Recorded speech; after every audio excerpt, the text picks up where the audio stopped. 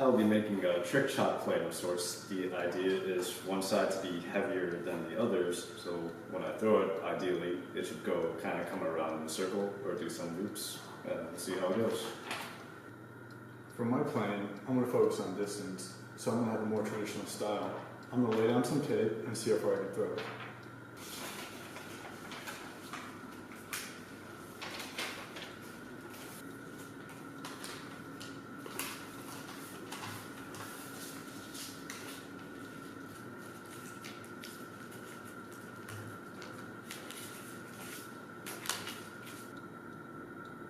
This is the one.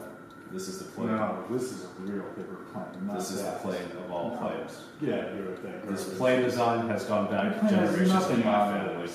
Generations. My dad flew a version of this plane, a real plane, in the Korean War. Got me there.